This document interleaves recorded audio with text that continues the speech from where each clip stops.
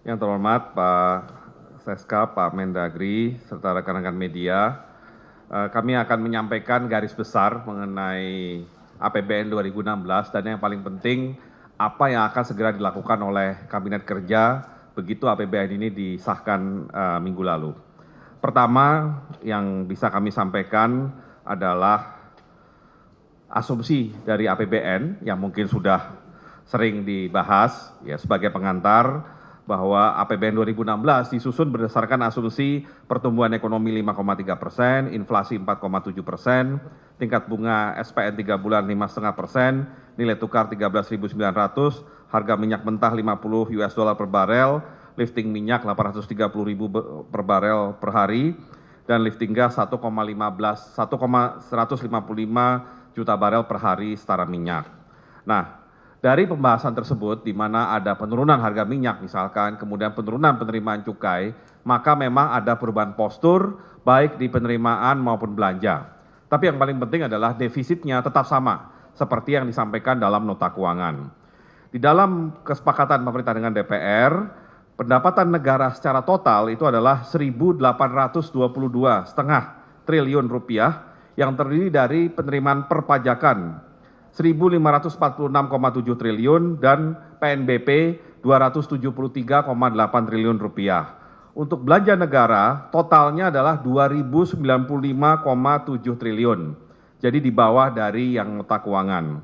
Terdiri dari belanja kementerian lembaga 784,1 triliun, belanja non kementerian lembaga 541,4 triliun, transfer ke daerah dan dana desa 770,2 triliun, di mana dana desanya sebesar 47 triliun rupiah.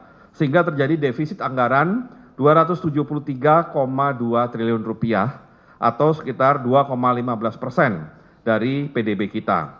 Nah, untuk penjelasannya mengenai terutama belanja KL dengan transfer ke daerah, kalau di nota keuangan awal memang transfer ke daerah sedikit lebih besar daripada belanja KL. Namun karena ada penurunan penerimaan dan ada beberapa kebutuhan prioritas terutama di kementerian lembaga, maka diputuskan belanja kementerian lembaga menjadi kembali di atas transfer ke daerah, tetapi sebagai ilustrasi perbedaannya 14 triliun. Jadi belanja kementerian lembaga 14 triliun di atas transfer daerah dan dana desa. Tahun ini anggaran 2015 APBN perubahan, belanja kementerian lembaga 130 triliun lebih tinggi daripada transfer ke daerah. Jadi artinya pemerintah sudah menunjukkan komitmen untuk memperkecil jarak antara belanja kementerian lembaga dengan transfer ke daerah dalam rangka pelaksanaan desentralisasi fiskal. Nah, tentunya ada beberapa hal terkait dengan penerimaan maupun belanja, namun kami ingin menyampaikan saja daftar kementerian lembaga yang mendapatkan pos belanja yang termasuk terbesar. Jadi kami ambil 5 yang terbesar, ya, atau kami ambil 10 terbesar supaya clear.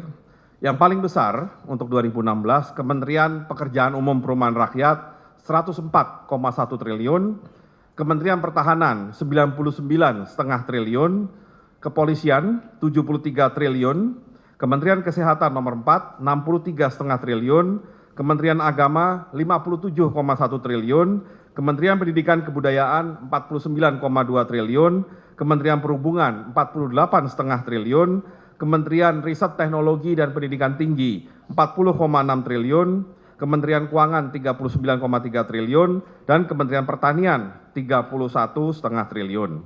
Di dalam sidang kabinet barusan, Presiden memberikan arahan bahwa setiap kementerian lembaga, terutama yang mempunyai belanja modal dalam bentuk belanja infrastruktur, sudah harus segera menyelenggarakan lelang mulai hari ini. Karena begitu APBN disahkan minggu lalu, maka setiap kementerian lembaga itu bisa langsung melakukan lelang. Dan ada 4 kementerian yang diminta segera melakukan lelang lebih cepat karena mereka punya banyak proyek infrastruktur. Pertama, Kementerian PUPera, kedua adalah Kementerian Perhubungan, ketiga Kementerian Pertanian, dan keempat Kementerian ESDM. Mereka diminta segera melakukan lelang. DIPA diperkirakan selesai awal Desember bulan depan. Maka setelah DIPA, setelah lelang dilakukan dan DIPA selesai, maka segera bisa dilakukan kontrak antara pemerintah dengan pihak ketiga yang akan menjadi pelaksana dari proyek infrastruktur tersebut.